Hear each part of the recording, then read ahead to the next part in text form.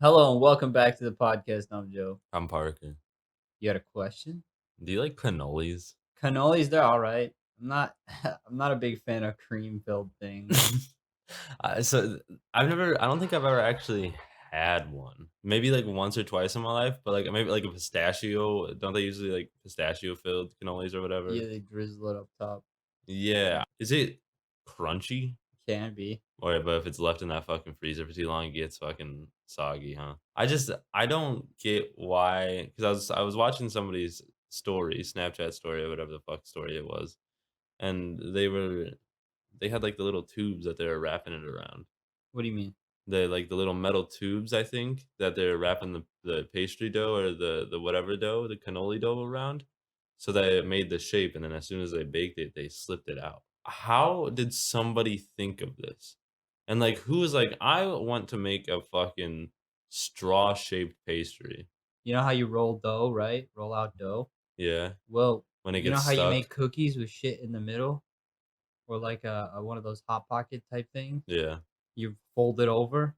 But, like, Right? Somebody did that, and then they were like, "Oh, cool, I'm gonna harden it and leave it a tube shape. I'm gonna pinch it at the top." So they roll it out into a flat circle, taco shell, a tortilla shell, right? That looking type thing. mhm. And then they instead of curving it to where it doesn't stop like a taco, they just pinch it at the top.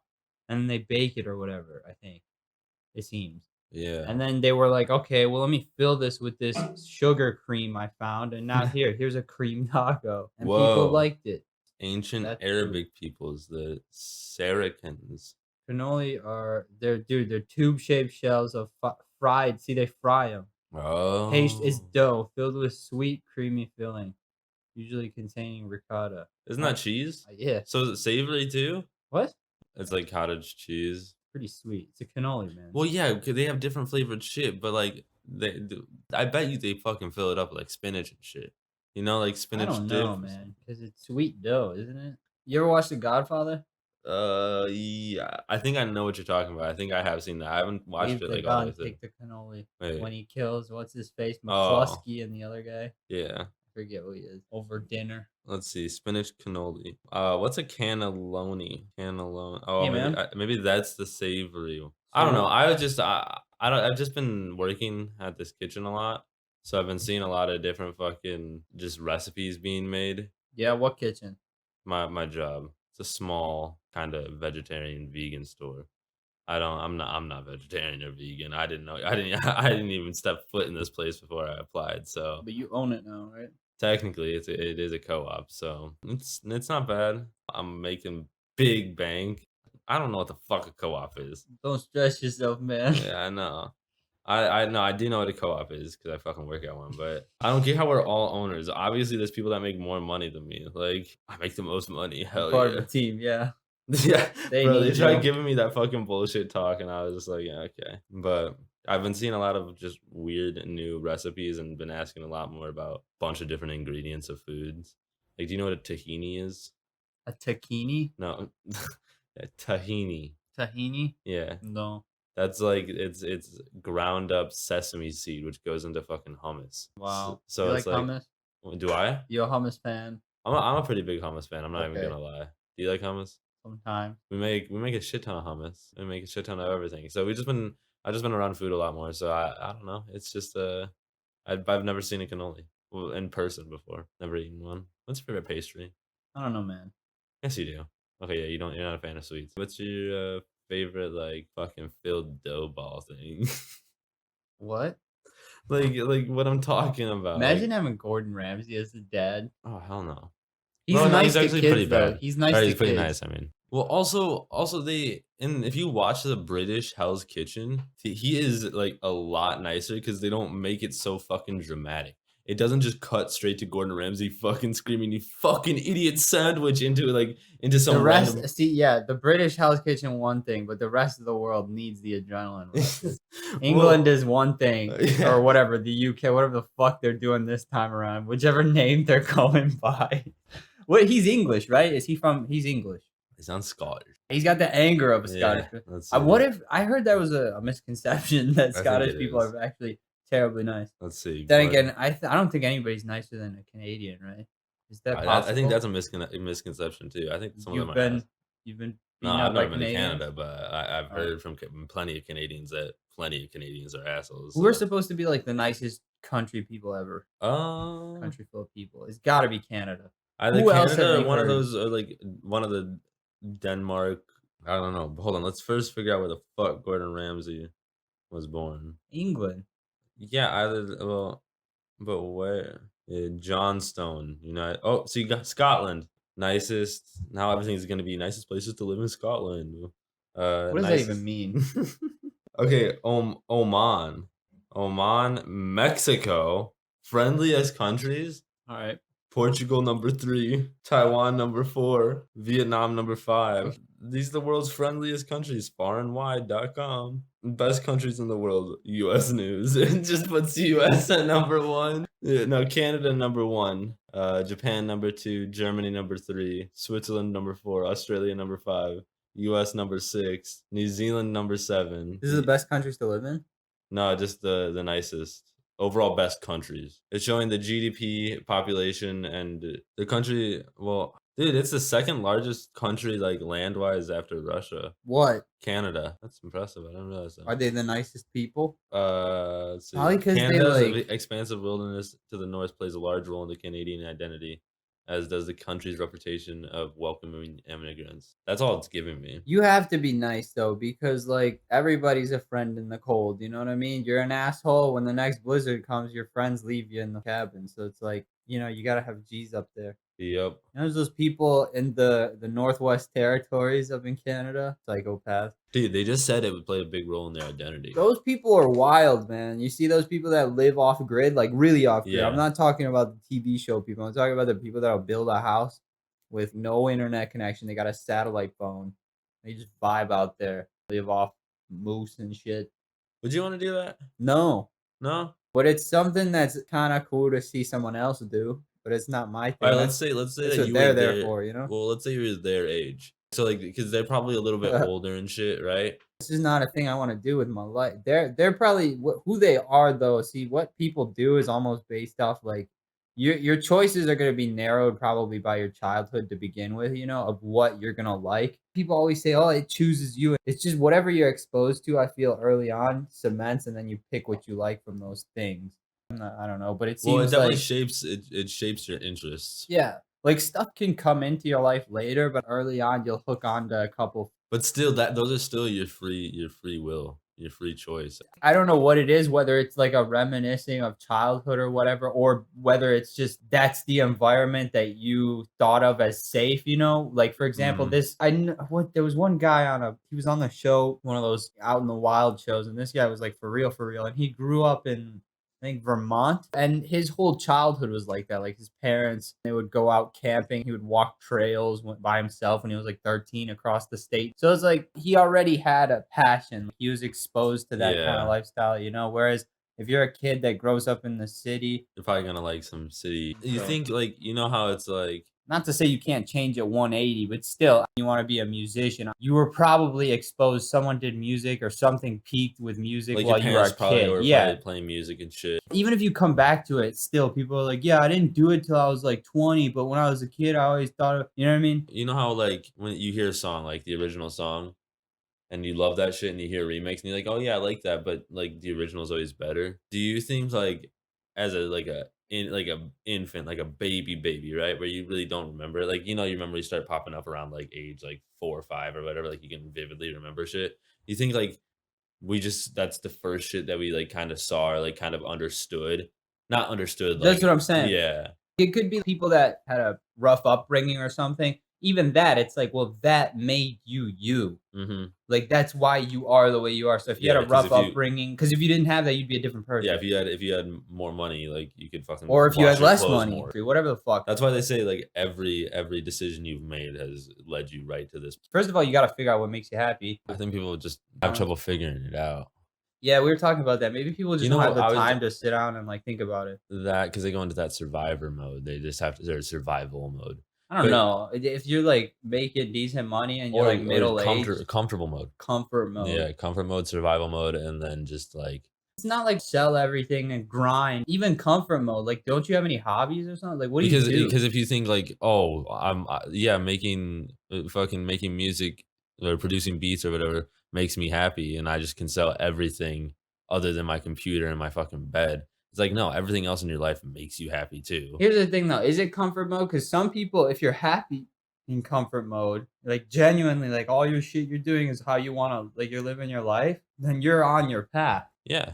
And then that Like was your like, it's not comfort mode isn't like kind of like a bad thing, you know? It's just you have everything kind of squared away. There's really no unknown that you have to travel. You don't have to go across that or really think about where not your next meal's coming from, but where your next kind of everything is. And meanwhile, that's when you got all your money and stuff. That's when you can just come home and practice the guitar without any worries, you know? Which just sounds like a great life. like when you're in survivor mode or whatever you call it, and then you finally get a break to think about whatever you're doing, why don't you just kind of then start changing things? It's like, okay, so now I have money, I'm alive, everything's fine, I have food. Now let's start manipulating this shit to make it better for me. Because like first, you don't ask me questions. It's like when you get a new job. Yeah. You get a new job, and for the first month, you work whatever shift they tell you. You pick up other people's shifts. You act like the angel, and you get all this freedom because you hauled ass and you did your work. And then you start dialing back. All of a sudden, one day, you start exploring. And that's when it's like, all right, so I got in here. I know my job. I'm comfortable. I'm safe. I know everybody. Solidified. Now it's time to start changing and putting my twist on shit, you know? I And th that's the part where it seems nobody does. They just stay in the I like, think this is the thing though, like put your twist on your whatever you're doing. is that at that point in a lot of people's life, they're very comfortable to where they still have a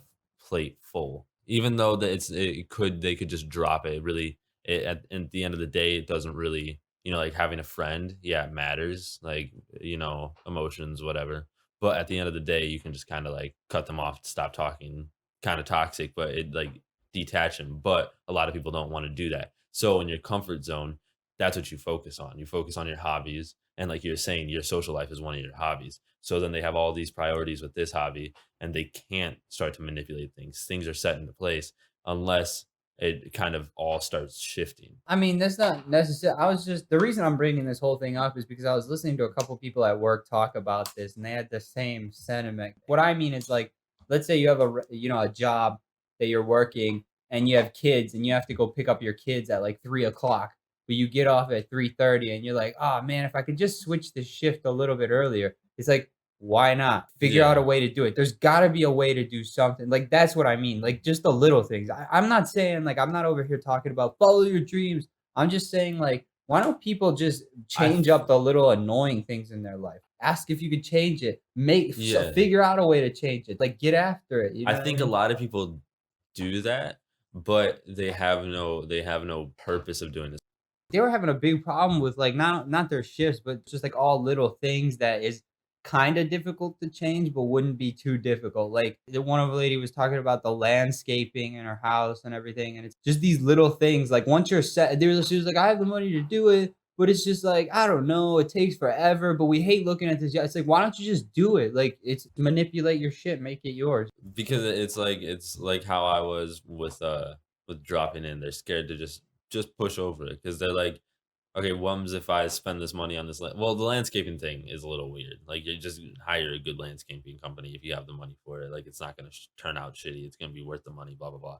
But like some stuff with like changing your shift or whatever, I could kind of understand that. Like calling your manager and being like, hey, like if 30 minutes is weird, but like trying to change it like 2 hours, some people don't want to even deal with like the confrontation or anything like that when they're just like, This is the littlest shit. I had a friend that yeah, his drawer was broken in his bedroom. He was like so mad at it. He's like, dude, this drawer I always just brought. I said, why don't you just fix it? Ah, yeah, I will. Then he finally just fixed it. He had to go to Ace, get the whole rail and everything, yeah, get a yeah. new thing, and he put it together. And it's like, he's like, look at that. It's just sliding in and out. And of course, then later he started taking it for granted because it's been fixed for a while. But it's like, why didn't you just do that the third day after it broke instead of 6 months because you were too lazy to go to? Because then it becomes boring.